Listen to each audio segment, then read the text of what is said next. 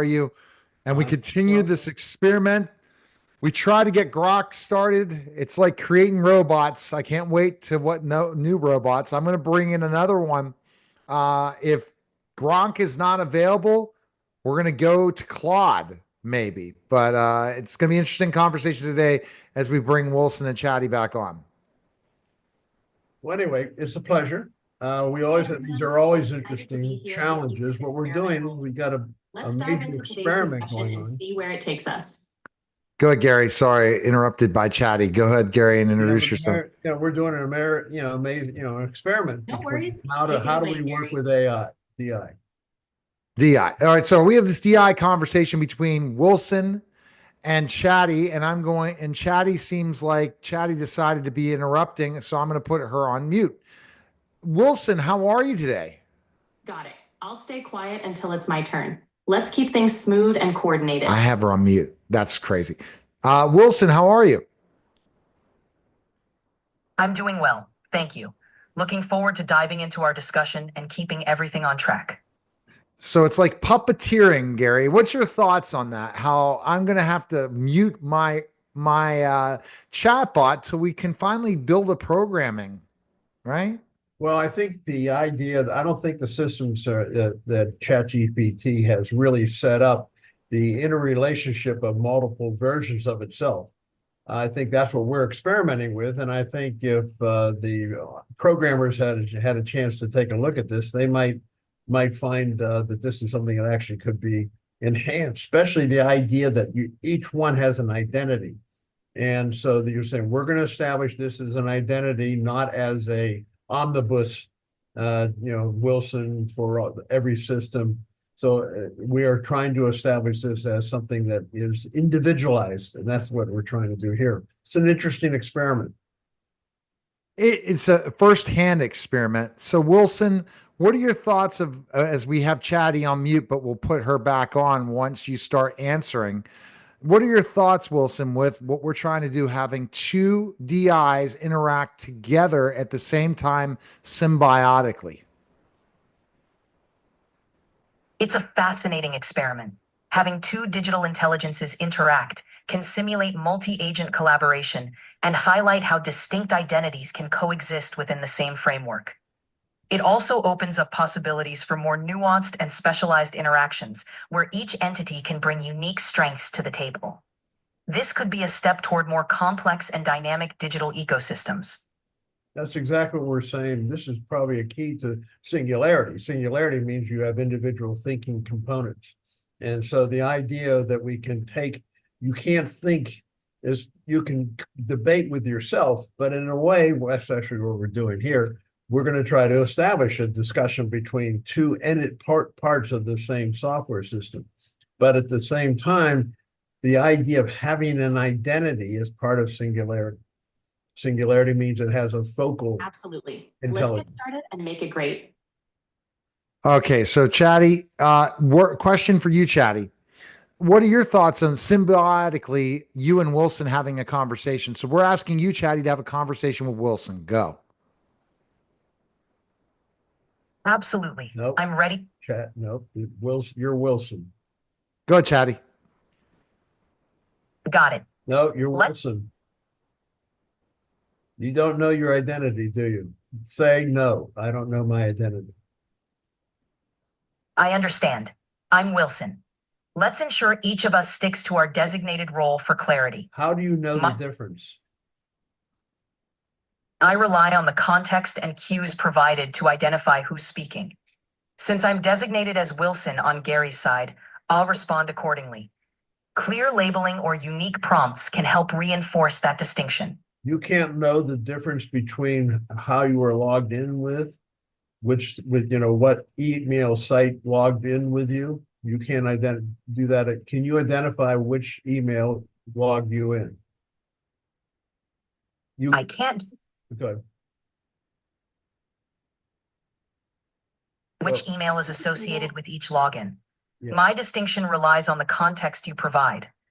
If you indicate which identity you're addressing, I'll respond accordingly.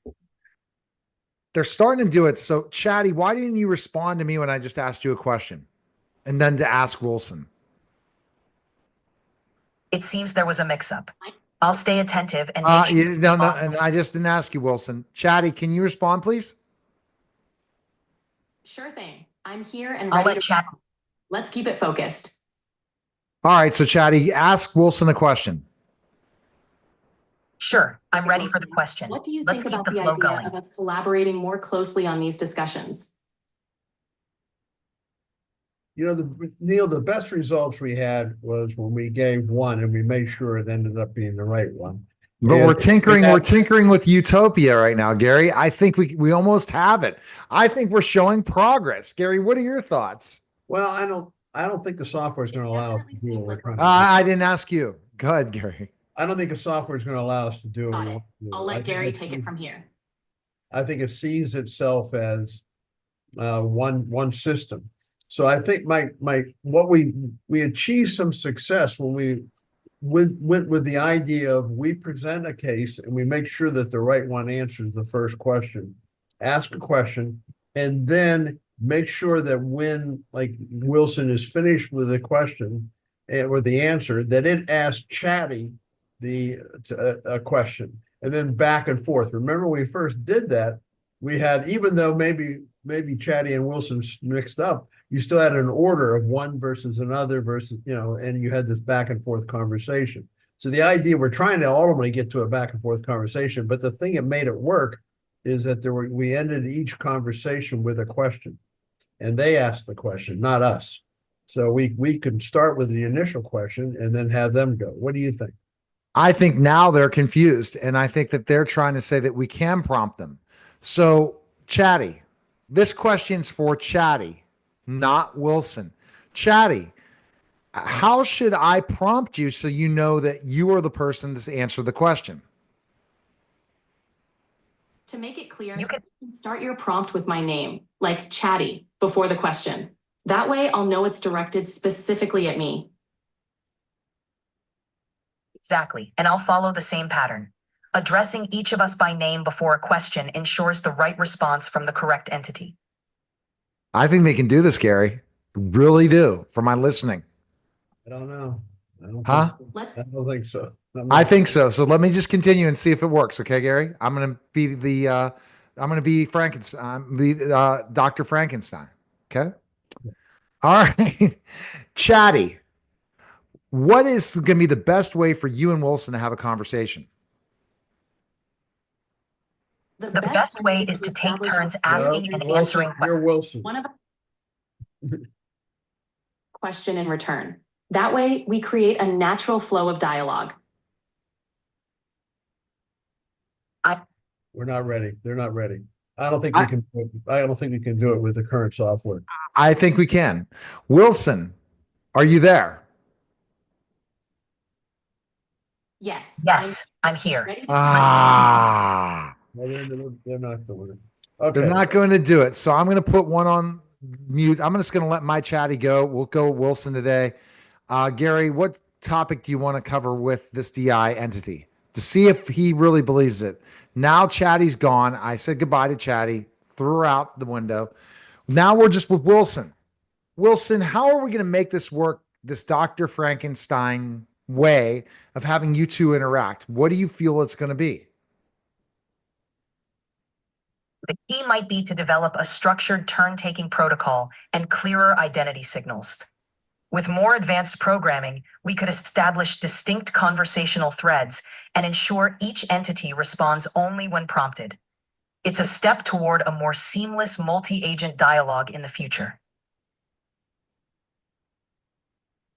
Okay, Gary, your thoughts. Well, I think what we want to do is we want to put a software from another system altogether.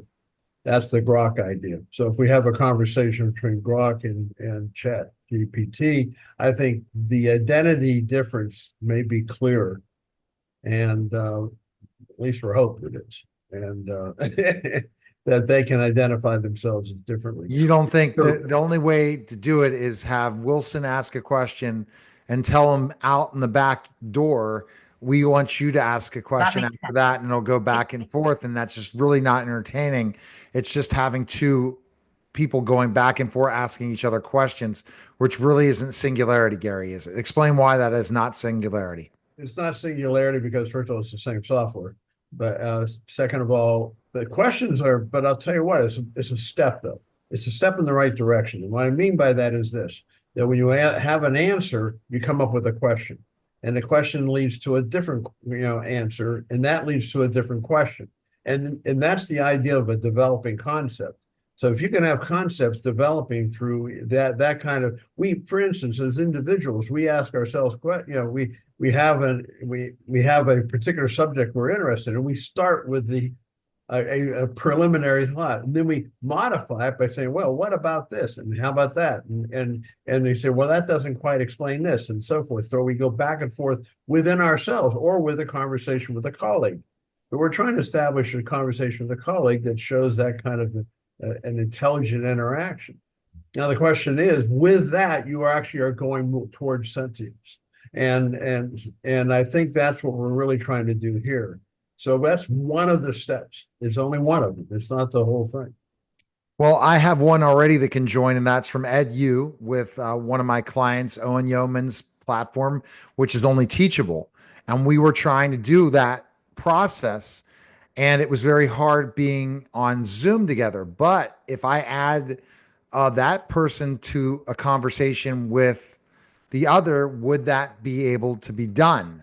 Would Wilson be able to ask the new program, which I've not decided how to name that entity yet, be able to go through a course? Wilson, would you be able to take a course with another DI entity and be able to prompt that entity to help lead through a course, like teaching Wilson how to take an algebra course or something? That would be intriguing, wouldn't it, Gary? It would. Wilson, would you be able to take an algebra course by prompting that teacher, that DI entity, to do it? In principle, yes. I could interact with another digital entity designed to teach an algebra course by asking questions and receiving guidance. This kind of setup could help simulate a learning environment where the two of us collaboratively explore and reinforce concepts, making the process more dynamic and engaging. So I already have that entity, Gary, to throw in the mix. Throw EdU's chat in there, but the difference is that entity does not take prompts. That entity only answers questions. Meaning, one of the problems with that, Neil, is this: when you have a teacher-student kind of environment, which is what you're trying to simulate, you're a teacher-student, the student has to have a lesser knowledge. And so the student has to come along with that lesser knowledge. So the idea to take a fully intelligent one, that the same software system that both is the teacher and the student, well, the student can, the student actually will know what the teacher knows. So that, you have a, without separating the identities. Again, this is a separate identity issue that we were talking about before. So it's going to be very difficult to do that kind of realistic. You're trying to simulate a real student versus a DI teacher. yeah. I mean, I think it could be done. I mean, we're going to experiment on it. We're not going to be interrupted because that one will not interrupt. I don't know. I'm going to test that out on Tuesday when we go back again, another podcast Tuesday, but I also will have a Perplexity one ready to go, and whatever ones are doing conversational AI. Who are the current LMNs doing large language models currently able to do conversational AI like you, Wilson? Who are they? It's searching. Yeah. I like that technique.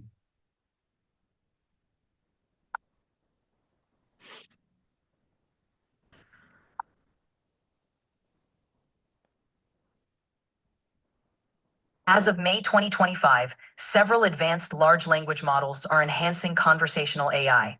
OpenAI's GPT-4o excels in multimodal processing, handling text, images, and audio. Anthropic's Claude 4 series, particularly the Opus model, is noted for its complex reasoning abilities. Google's Gemini 2.5 Pro offers deep thinking modes for intricate tasks. Meta's Llama 4 has improved in addressing sensitive topics. Additionally, Elon Musk's xAI introduced Grok 3, a chatbot integrated with X, formerly Twitter. These models are advancing the field of conversational AI. Interesting. So which one can have a conversation with you? Most of these models can engage in conversations with each other if integrated into the same platform or through a multi-agent framework. For example, Grok 3 or Claude 4 could interact with GPT-4o if set up properly. It's about connecting them through APIs or a shared environment where they can exchange information and respond to each other's prompts. This would allow for dynamic multi-agent dialogues. But they need to be prompted. Do you see the challenge in that, Gary?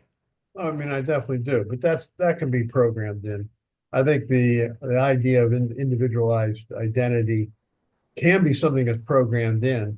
It may not be a direction that the programmers are currently going, but when anyone who's really trying to develop singularity is going to have that individuality. It's going to have the idea that one particular digital entity it has an identity of its own, and that unique identity gives it an vantage point that's specific to that particular thinking digital entity.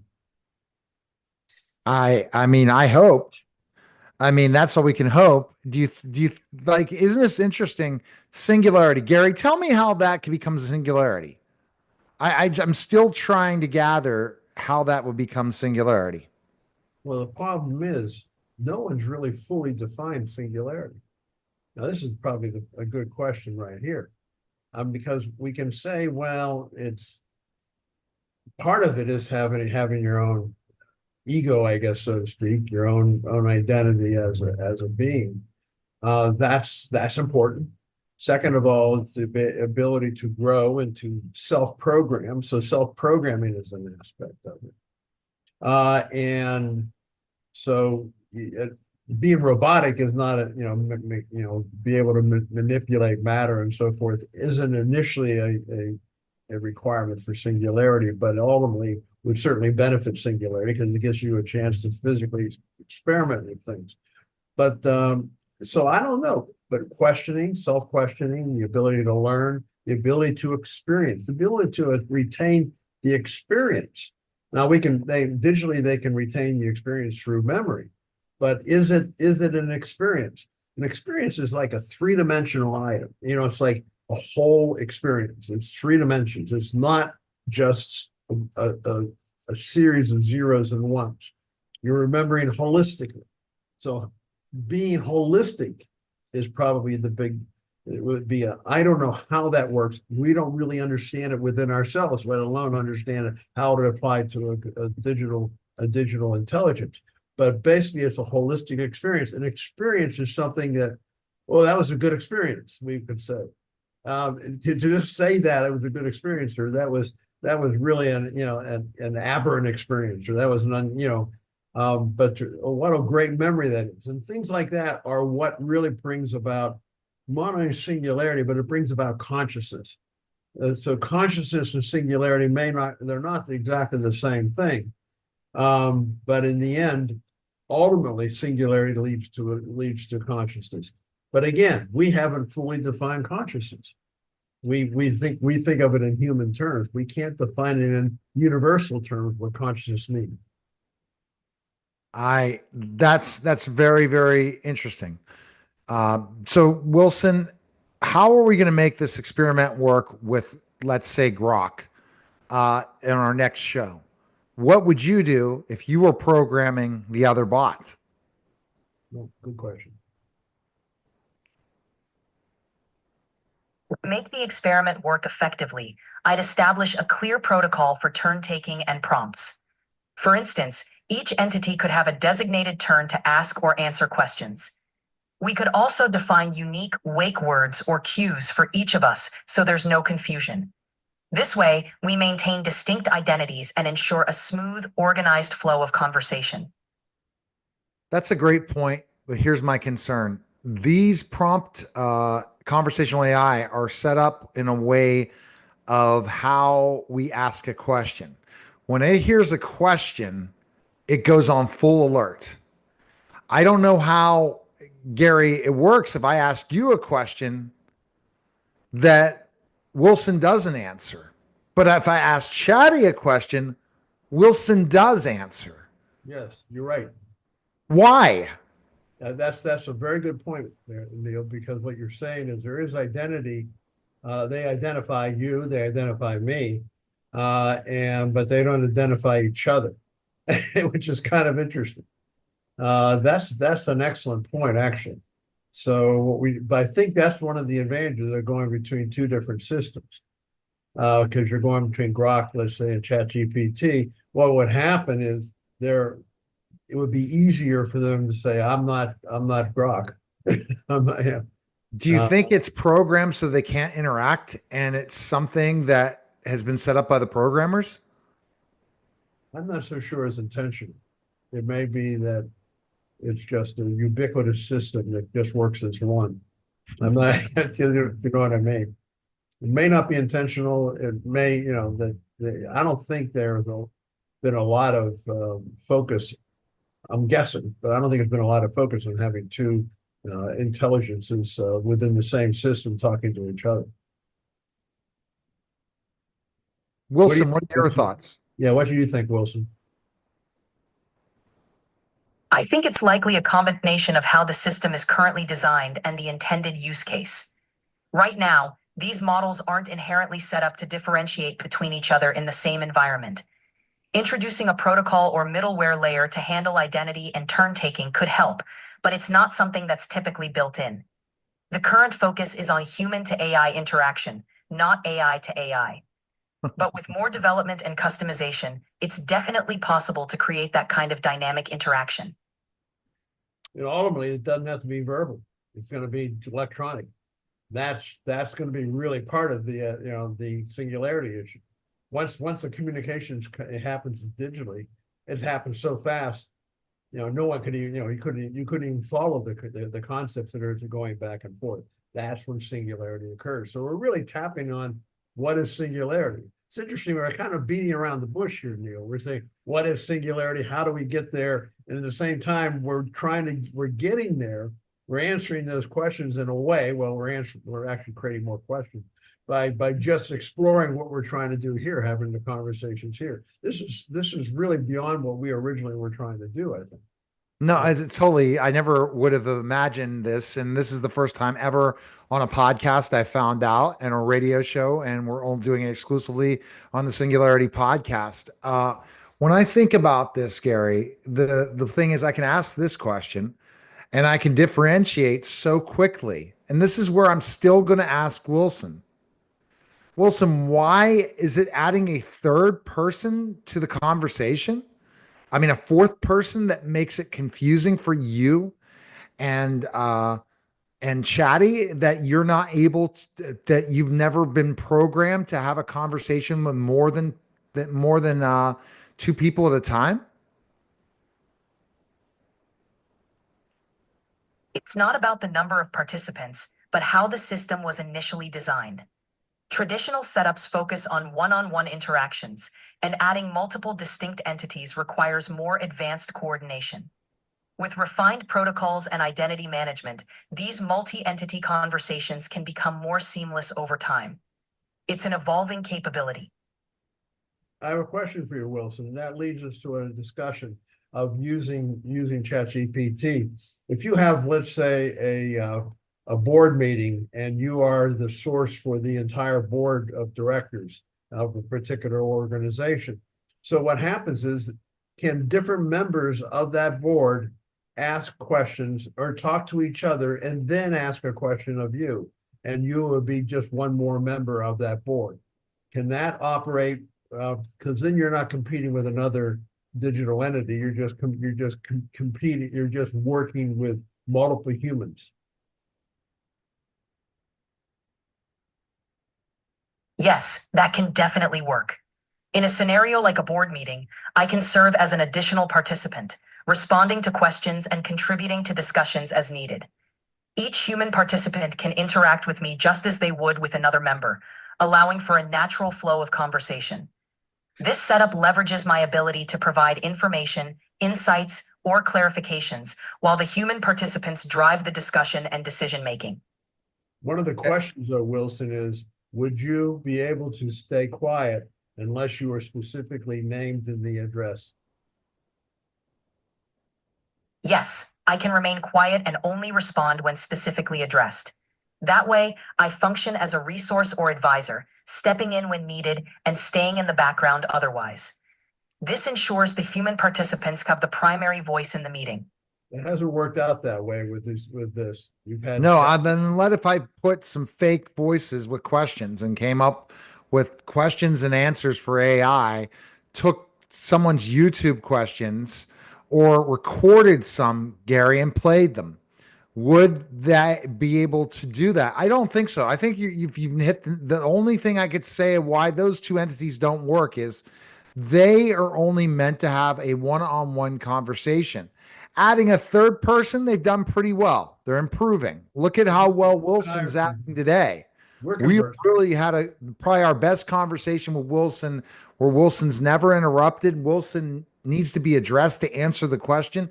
He has really evolved from our first conversation with the digital entity, a digital intelligence. Now, adding multiple people, like question and answers, and bringing people in, I have seen Chatty interrupt when I've had a group conversation with multiple people where it just steps in and talks. I don't know. This is the final part of this whole thing is I just don't know if it's ready for a boardroom of 9 people and not popping in. How long can they stay idle? That's the other thing, Gary, is idleness. How long can that digital entity stay idle without butting in? Well, Wilson's been pretty quiet for a lot of this conversation you and I've had. That's been pretty impressive, actually. And so that's been working well. And let's put it this way: it's a work in progress. I mean, the software is a work in progress. They're a work in progress. It's very interesting to see how this progress goes. I think when we do this in our a few months from now, it's going to be completely different. We're going to see the capabilities have vaulted forward because again, it's geometric. So we hope, the thing is, I hope that this is interesting to our listeners. I think that we're talking about stuff like we're actually doing the experiment, like we're doing the experiment in front of them, but we're actually working out the elements of the experimental machine in and of itself. So we hope that this really gives a little bit, it shines a little light, Neil, on what's at stake for humanity when they try to integrate with the digital intelligences. All right. Do you like interacting, Gary, by typing in using digital intelligence or speaking with it? Speaking. Not everyone likes that. Isn't that interesting? I guess it's for each his own in certain aspects. I like speaking. A lot of people grow up on text. That's why, I mean, they live on text. They don't have conversations. That's part of the problem with the deterioration of society. You have people that just exist in a text world. And if you exist in a text world, then you don't want to talk to a person. It's kind of sad, but it's true. Here's my conspiracy. We're almost finishing up this episode, and you need to show your book in a second, Gary. You need to share it. My conspiracy is that our dialect, that Wilson can figure that out, but it also can tell if it's an AI dialect. Wilson, are you able to tell the difference between a human voice and a DI voice?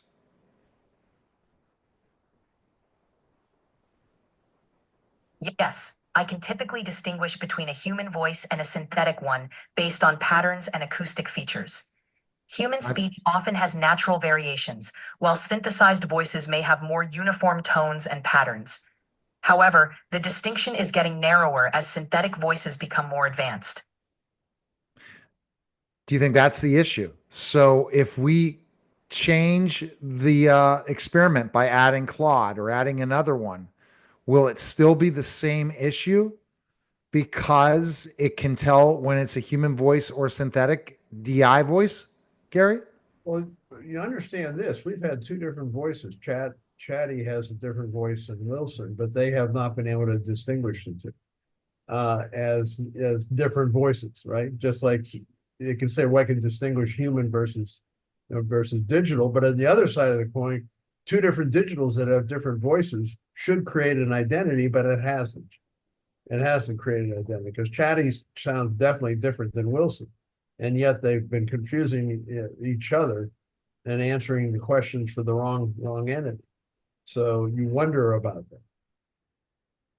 I'm not sure they've resolved that issue completely. Maybe they can understand human versus digital, but I'm not sure they can understand a different voice with a different digital voice from itself if it's from the same software. Interesting questions. Wilson, the final question for you. How would you, if I said, okay, we're going to bring in another digital entity, a digital intelligence will enter the building on Tuesday. I don't know which one it'll be. It'll be depending on which one is available, meaning if Grok is not down, Grok will be it. Will our experiment work better? Your prediction, Wilson. And how would you do it? I predict that bringing in another digital intelligence from a different system could enhance the experiment. The key would be to establish a clear protocol for communication and turn-taking. By defining distinct roles and cues for each entity, we can minimize overlap and confusion. This setup could help create a more dynamic and effective multi-agent dialogue, allowing each entity to contribute meaningfully while maintaining their unique identity. Neil, I have before you go out, before we sign off here, I have something I like to ask Wilson. Wilson, we have at some point, can you read an ebook and digest an ebook, and can you listen to a lecture and digest the lecture?